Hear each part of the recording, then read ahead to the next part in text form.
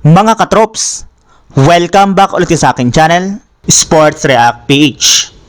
At ngayon nga ay pag-uusapan natin ang balitang kailangan nga na po munang magtanggal ng player ang Philadelphia 76ers bago makuha si Kevin Love sa free agency market.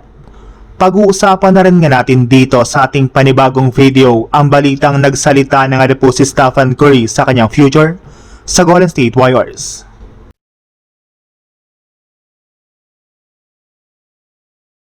Kumalat na nga po sa social media ang balita na mismong si Kevin Love na nga po ang nagsabi na gusto nga na po niyang makipag-reunite kay LeBron ngayong offseason sa Philadelphia 76ers. Since ito na rin naman nga na po ang huling pagkakataon niya na makasamang maglaro si LeBron sa iisang kupunan. At dahil nga po sa labas na balitang ito ay marami na nga po sa mga fans ang excited lalo pat sigurado nga na po nababagay si Kevin Love bilang backup center ni Joel Embiid sa kanilang rotation. Alam na naman nga po nito ang galaw ni LeBron kaya hindi na nga po sila mahihirapan na makabuo ng chemistry. Kaya maging si LeBron nga po ay natuwa na rin naman sa naging pahayag na ito ni Kevin Love matapos nga po nitong sabihin na kung papayag nga na po ang Philadelphia 76ers ay gusto rin nga po niyang makasamang muli ang kanyang dating teammate na pinaniniwalaan nga po niyang magkakaroon ng malaking impact sa kanilang kampanya sa darating na season. Ang kaso lang kahit man nga po meron pang dalawang bakanting pwesto ang 76ers sa kanilang lineup ay malapit na rin naman nga po silang umabot sa first apron.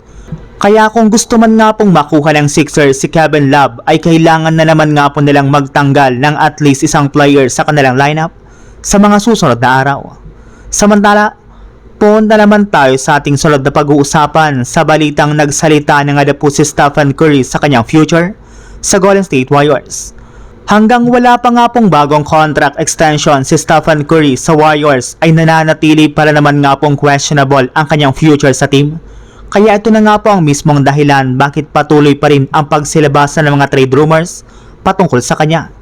Halos karamihan nga po sa mga fans ni Curry ay gusto na nga po siyang palipatin sa ibang team na makapagbibigay sa kanya ng mas mataas na tsansa at oportunidad na makabalik sa NBA Finals at makakuha ng kampyonato bago pa man siya magretiro.